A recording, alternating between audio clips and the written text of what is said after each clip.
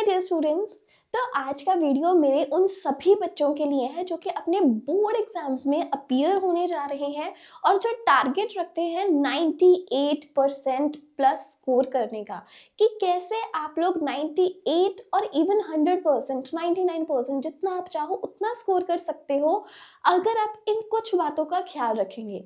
सबसे पहले बच्चे बहुत ज़्यादा कंफ्यूज रहते हैं कि हम लोग किस बुक को फॉलो करें सो दैट हम एक बहुत अच्छा स्कोर जो है हम लोग ला सके अपने बोर्ड एग्जाम्स में। तो इसलिए हम कभी इस बुक की ओर दौड़ते हैं, कभी कोई रेफरेंस बुक देखते हैं, लेकिन जो सबसे इम्पॉर्टेंट बात है हमारे लिए, जो सबसे इम्पॉर्टेंट बुक है, हम उसे ही कहीं निगलेक्ट कर जाते हैं और वो है हमारी एनसीईआरटी। एनसीईआरटी बुक्स भगवान है तुम लोगों के लिए। तुम जितना ज़्यादा अच्छे से मास्टर करोगे अपनी एनसीईआरटी को, तुम्हारे मार्क्स उतने ही अच्छे आएंगे। और एडिशन में मैं बोलती हूँ कि एनसीईआरटी करने के साथ साथ, एनसीईआरटी टेक्स्ट बुक के साथ साथ, मैं बच्चों को बोलती हूँ कि एनसीईआरटी एग्जाम्पलर को जरूर प्रैक्टिस करो, क्योंकि इन दोनों का कॉम्बिनेशन बहुत ही ज्यादा पावरफुल है। और बहुत ही सिंपल सी बात है, जो हमारे क्वेश्चन है कहाँ से बनेंगे, एनसीईआरटी का हर एक जो लाइन लिखा है ना वो इंपॉर्टेंट है। इसलिए मैं बोल रही हूँ कि एनसीईआरटी भगवान है तुम्हारे लिए। उसकी एक एक लाइन जो है तुम्हें तुम्हारी मंजिल तक लेके जाएगी। But yes, I do agree कि बच्चे बोलते हैं कि जो एनसीईआरटी बुक्स है उनको कॉम्प्रिहेंड करना बहुत मुश्किल हो जाता है। बट येस, मैं मानती हूँ यहाँ पे इस चीज को, बट आई वुड सुजेस्ट कि आप अपने टीचर्स का हेल्प लो। और जितना ज्यादा तुम लोग एनसीईआरटी के साथ जुड़े रहोगे, तुम अपनी मंजिल की तरफ बढ़ते जाओगे इधर उधर भटकने से पहले। मैं तुम्हें यहाँ पे बोलूंगी कि बस अब जो समय तुम्हारे पास बचा है ना, उसमें ये करना है, तुमने अपनी एनसीईआरटी को अच्छे से फॉलो करना है।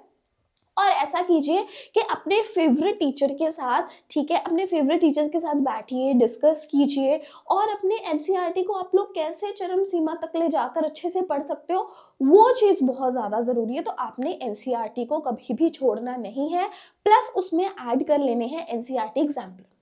सेकंड मैं बोलूंगी यहाँ पर कि अब जो आपने एनसीईआरटी को पढ़ना शुरू करा है, आप एनसीईआरटी को जो पढ़ रहे हो उसके साथ साथ नोट्स बनाओ। नोट्स बहुत ज़रूरी है। मतलब आपका कोई भी सब्जेक्ट है, मैं सिर्फ मैथ्स या साइंस केमिस्ट्री का बात नहीं कर रही हूँ, मैं सभी सब्जेक्ट्स के लिए बोल रही हूँ। एनसीईआरटी को जब भी आप फॉलो कर रहे हो ना, तो आपने जो टॉपिक पढ़ा उसका हेडिंग लगाओ, मेन हो गया, उसमें सब हेडिंग दो उसका, ठीक है, and then start making your own notes. किसी के ऊपर नोट्स के लिए डिपेंड मत रहो, अपने खुद के नोट्स बनाओ। तुम जितना ज्यादा अपने चैप्टर को पढ़ोगे, खुद से लिखोगे, जो आपने पढ़ा है, समझा है, वो तुम्हें उतने ही बेटर रिजल्ट्स जो है वो देगा। अपने नोट्स खुद बनाना बहुत जरूरी है। इसके बाद एक बहुत इंपॉर्टेंट चीज है जिसे हम लोग बहुत ही आसानी से भूल जाते हैं, और वो है हमारी चेकलिस्ट। अब देखते हो ना, हम कोई भी इम्पॉर्टेंट काम करने लगते हैं, या फिर अगर हम लोग कोई ऑफिशियल वर्क भी करते हैं, तो हमारे टीचर्स हैं या कोई भी है, हमें चेकलिस्ट प्रोवाइड करते हैं कि देखो तुमने ये काम किया।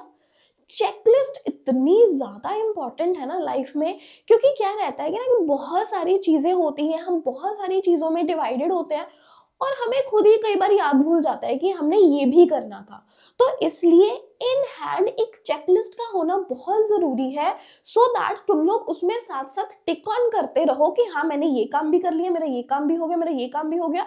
और इस तरीके से जब तुम प्रेफरेंस ऑर्डर में लगाओगे कि मुझे ये काम करने हैं, मेरा ये ऑर्डर रहेगा काम को करने का, पहले मुझे ये टॉपिक करना है, फिर मुझे ये करना है, फिर मुझे ये करना है, तो मतलब इतने सारे काम में जो होता है ना कि हमारा कोई पॉइंट स्किप हो जाएगा, तो वो स्किपिंग के जो चांसेस है वो कम हो जाएंगे। तुमने चेकलिस्ट बनानी है और जो तुमने कर लिया है उसे टिक करना है, जो तुम्हें टफ लग रहा है उसे सेपरेटली नोट कर लेना है कि मुझे इस पे ज्यादा एम्फेसिस देने की जरूरत है। तो चेकलिस्ट बहुत ही ज्यादा इंपॉर्टेंट है, और इसकी इंपॉर्टेंस जो है तुम्हें बिल्कुल एंड में समझ में आएगी कि यस, ये बात बिल्कुल सही बोली थी। और इसके बाद आती है फिर हमारी प्रैक्टिस। मतलब तुमने एनसीईआरटी को पढ़ा, उसे मास्टर करा, उसके नोट्स बनाए, अपनी चेकलिस्ट फॉलो की, अब तुम करोगे तुम्हारे सैंपल पेपर्स को।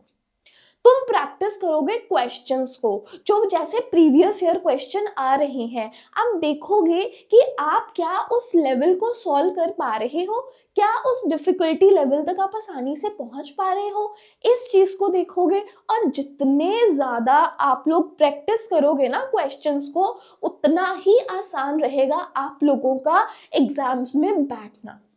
तो यहाँ पे जब कोई टीचर आपके लिए टेस्ट कंडक्ट करते हैं, आपने उसे स्किप नहीं करना है। बहुत बार ऐसा होता है ना कि बच्चे स्किप कर देते हैं जिस दिन टेस्ट डे होता है, वो चीज नहीं करनी है। अपने आप को टेस्ट करना बहुत जरूरी है। देखो बेटा, सीधा जाके बोर्ड एग्जाम में बैठोगे, वहां पे देखोगे कि अच्छा ये क्वेश्चन आ गया, अब मैं रियल सिचुएशन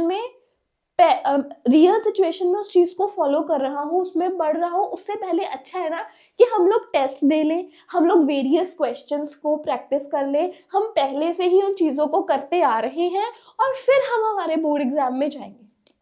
तो मतलब आपके पास एक्सपीरियंस होगा ऐसे क्वेश्चंस को सॉल्व करने का, और एक्सपीरियंस से ही हम लोग हमारी जो जीत है हासिल कर सकते हैं।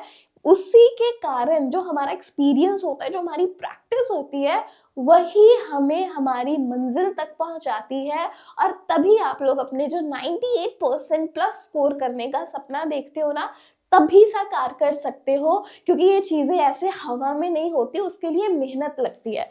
तो यहाँ पे मैं आपके लिए सम अप कर देती हूँ कि जो जो बातें मैंने बोली हैं, यहाँ पे 98% का अगर आप टारगेट रख रहे हो तो अपनी एनसीईआरटी को फॉलो करें, अपने नोट्स खुद बनाएं, एक चेकलिस्ट जरूर बनाएं जिसमें आप देखेंगे कि आपने कौन कौन सा काम कर लिया और नहीं।